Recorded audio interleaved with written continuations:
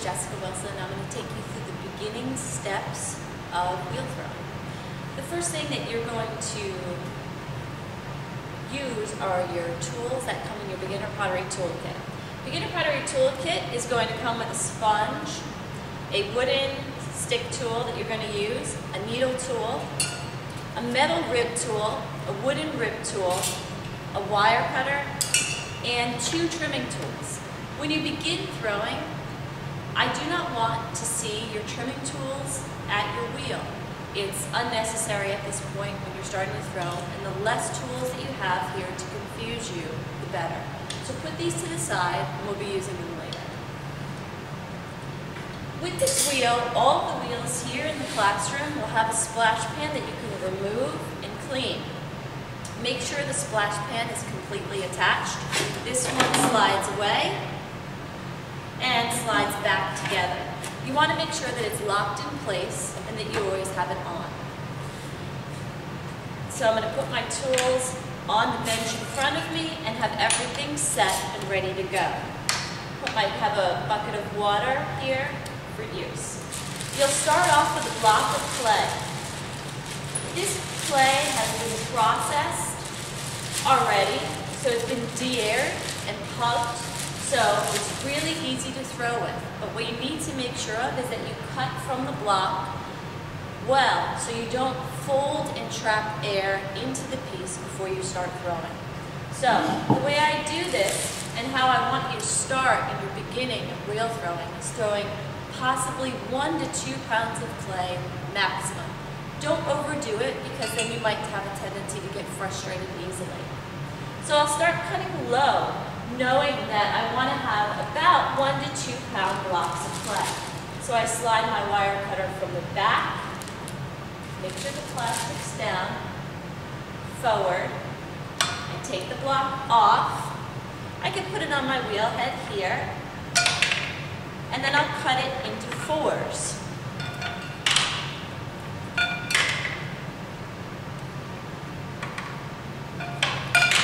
So now I have 4 different squares. What I don't want to do is end up cutting multiple long rectangles, such as this. Flat rectangles where to get into a ball, I will need to fold and trap air into. This is unwise, as this will cause problems later with your throwing. So, with all the extra clay that you have, make sure that you keep it wrapped up. You let it not be exposed to air and start drying.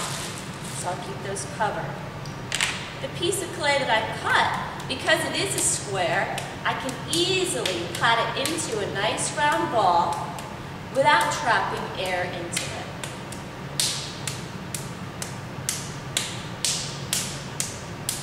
So when I start throwing, I want to make sure that my wheel is in the on position, and all of the wheels have the ability to go forward and backward. This is for potters who are left-handed or right-handed. For all right-handed potters, you want your wheel to go in the counterclockwise position. So when I start my wheel, I can see it's moving counterclockwise. If I was a left-handed potter, I would need to switch here to the forward position, where then it would move clockwise. You need to make sure that your wheel is going in the proper direction, knowing that many other people use these wheels and it might change. Back. Make sure this is nice and round. Make sure it's really stuck in the middle of the wheel. I choose to use dry hands with this, and when we're working in a large setting, it's very nice to not have wet hands doing this, so your partner next to you gets splattered with clay. So make sure you have dry hands when you pat the piece down, and make sure it's really stuck to the wheel. What I always advise my students is to possibly bring in a large bath towel that you don't care about. This will help keep your lap clean and not super wet. So I always use a large bath towel on my lap before I start throwing. I always also make sure that my stool here is at the proper height. If it ends up that if I was very short, I might want to turn my stool so it's taller, so I'm sitting more upright and can have more pressure downward. Where if I was a taller person, I might end up moving my stool lower. So picking an adequate chair is very important as well. So, our first steps for wheel throwing. The first step that we will go through is called centering. For centering, I will turn my wheel on pretty much the fastest speed that it can go. Some of the wheels will have a very fast speed for their fastest. You don't need to go that fast, but a good fast speed will help center quickly and efficiently. So I'll start my wheel. For beginners, I recommend actually taking your foot off of the pedal. What's helpful about that is that most students, when they first start, will fluctuate their pedal without realizing it, and this will cause them problems in throwing. So pick your wheel speed, take your foot off the pedal, and then start. Very important in wheel throwing in all aspects is to keep your hands and the clay wet. If there ends up getting any dryness, it's going to cause friction and it's going to start hurting your hand.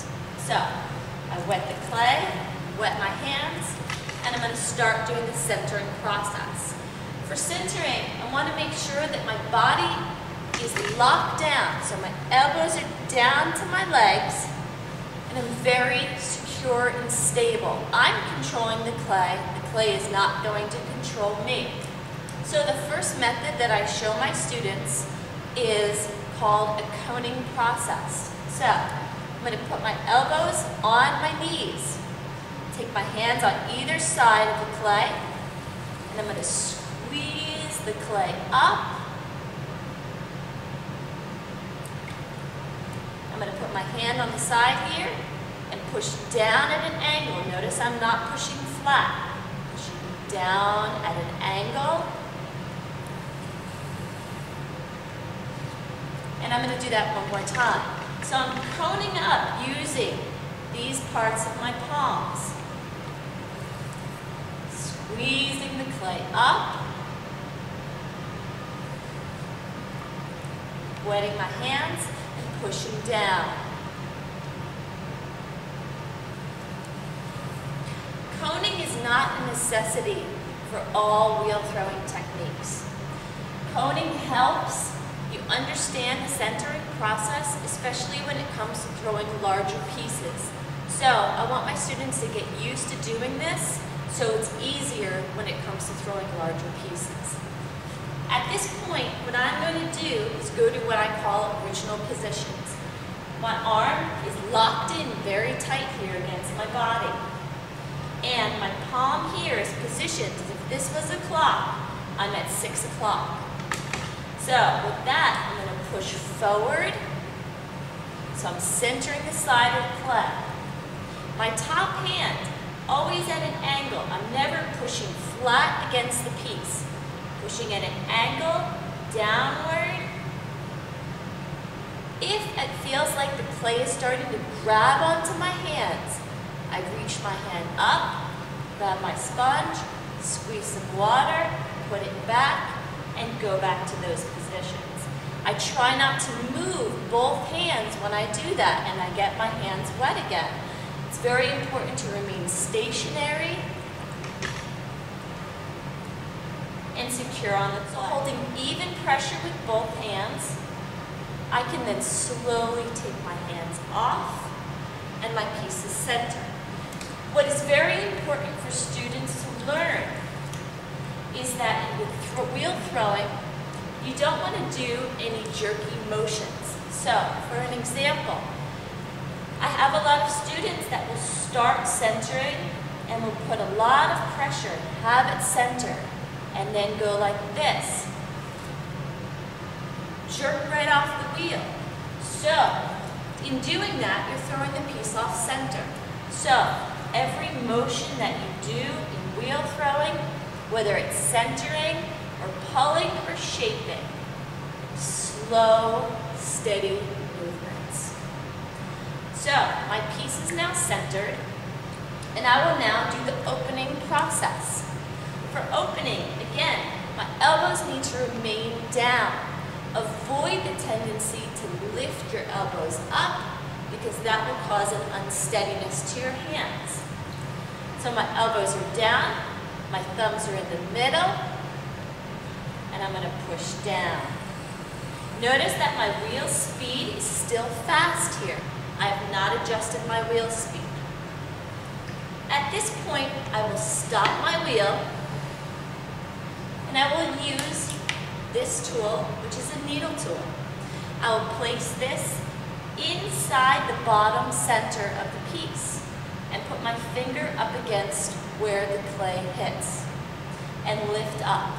This tells me that I have this much clay as my base, which is a good amount. I'll have enough to trim and create a foot, which I will show later in the video. If I did this and I had this much clay, I might want to widen slightly more down. So, I'm going to start my wheel back up to that same speed that I was at. And now I'm going to do the widening technique. My fingers, my left hand's in, fingers straight down to the bottom. Hand over. Again, my elbows are down, and I'm going to pull straight back to me. And slowly come out. I widen as wide as I would like the piece to be. You do not want, though, to widen a piece only so much. It's very difficult to get your hand inside and be able to pull the walls. So you want to widen an adequate amount in the beginning. The next step that I'm going to do is called compressing the base. My goal is to have the base completely flat and compressed. One of the reasons is that it adds stability when I'm going to start pulling. And the other thing, it will avoid S-cracks later on in the firing. So, I can do this in many ways. I can use my sponge and my hand to use pressure in the center to have this be nice and flat, have a right angle from the wall to the base. I could also use my wooden rib tool. Use it wet. Put pressure down.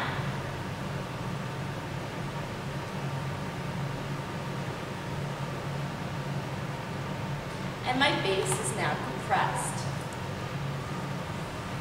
Again, remember, I have not changed my wheel speed at this point. It is still fast. But for now, this is the first time I'm actually going to adjust this and go to medium speed. This is, again, where I recommend beginner potters to keep their foot off of the pedal, to pick their speed and to take their foot off. Fluctuation at this point is not wise. So, I'm going a nice medium speed. And I'm going to start pulling the sides. My hands on the inside will remain in the inside corner at the base until I start pulling them together. My hands will always move together. This is a very steady pressure and a steady pace. So, I will always pull, if I look at this piece as a clock, at about 4 o'clock every time. I never have my hands over here, and I'm a right-handed potter, which means I'm never over here. So, again, my elbows are down, my hands inside, hand is opposite. I put pressure in with my outside hand and indent. And then together, my hands will move up. There is no pressure with my inside hand. It is pulling up with the piece and slowly off of the pot. After every pull, I will compress my rim. I take my fingers on either side, my one finger on top, flat, and put pressure downward. I steady the rim after every pull. The more you get used to this, the more you're going to have even pots. I'm going to add more water and start again. My inside hand goes down, my elbow is still down to my leg. Flat fingers. Put pressure at the base, push in, and then I pull straight up.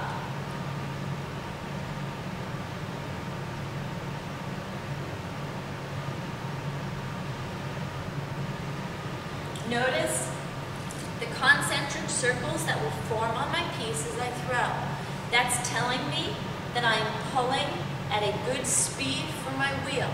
This can always be a variable that will change. For an example, if I felt that my wheel was going too fast, I could slow my wheel down, and therefore my pulling would need to go slower in order to have those concentric circles. So, still, hands inside, fingers opposite that inside hand, putting pressure in once, and then starting to pull up.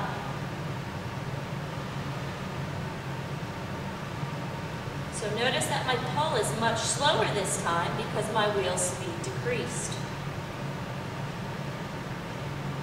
Again, very slow off of the rim. If you did very quick pulls and you moved your hand off that rim too quickly, your rim will go off and it's very hard to repair. Your goal in this first step in throwing is to keep an even cylinder that's steady and straight. Again, now at this point, this cylinder is too large for me to keep my elbow down and put my hand in without altering it. So, I have my elbow locked against my body, my fingers down and in, fingers opposite, down to the bottom, pushing in, and pulling up.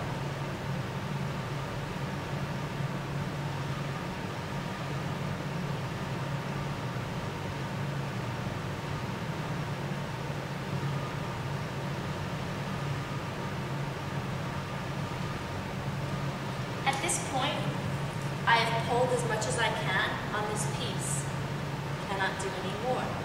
So, this is a fine piece to be able to cut off the wheel, but I want to show some very basic shaping techniques as well, which I want you to do for some of your cylinders.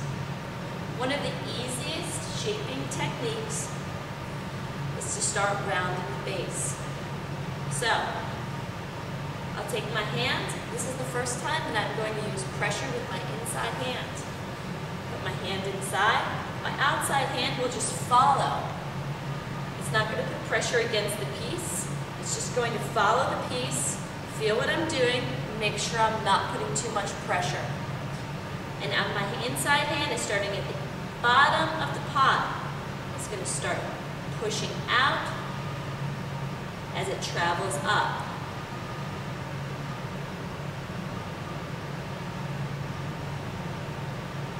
Wherever my outside hand is right now, my inside hand is right opposite it. They never separate. So I started expanding. And again, I go all the way back down to the bottom with my inside hand.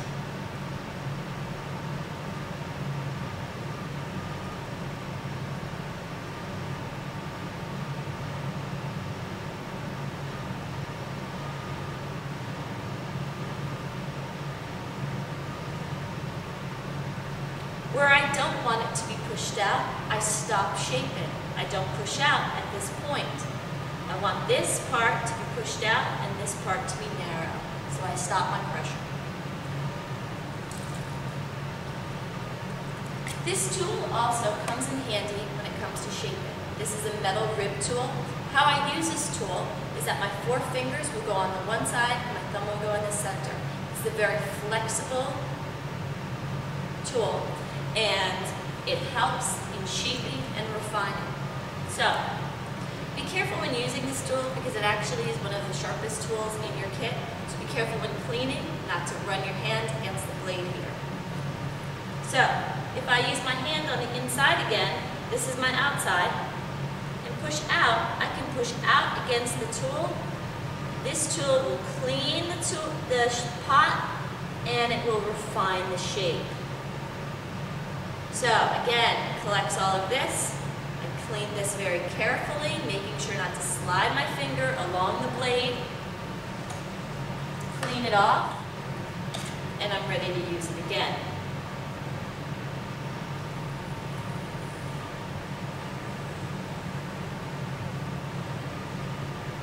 I can also turn to further define my shape.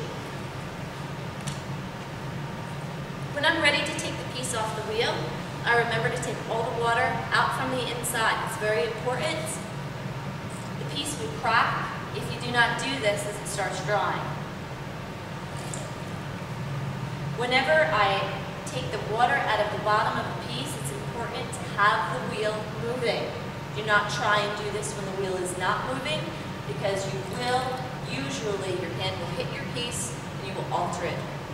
So the water's out. I will then use my wooden stick tool to refine the shape in the bottom. So, slanted edge goes towards the pot. Until I hear it hit the wheel. I will then use my pin tool, slide underneath where I cut, and then stop my wheel. I can then cut all of this excess away. This will help me later in my trimming. I can then take this wooden tool again and just do a quick cleanup. Now I'm ready to take the piece off of the wheel. So, there are many different ways to do this. This is the way I found to be the easiest for me. Make sure that you have a board nearby. Put it right next to you. Have it so you don't have to travel a good distance with the piece. Wet your sponge and put water onto the wheel. Use your wire cutter. You do not need the full length of your wire cutter. So I wrap an area around my hand and have my thumbs here. So I'm using a small section. My thumbs are down with the wire tool. I'm using pressure downward, and I'm sliding the water underneath the piece. And I will do that again. My goal is to see the piece move slightly from where it was, which I've started to now see. This is a great thing about having the bath towel, will dry my hands thoroughly.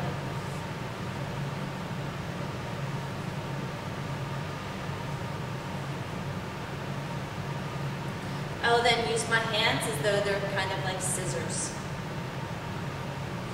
Put them on the bottom of the piece. Sometimes I will turn my wheel on slightly. Pull the piece up into the board. Any denting that I do at the bottom that's slight does not matter, because I will be trimming, and I'll show you that later on. And that is the first step in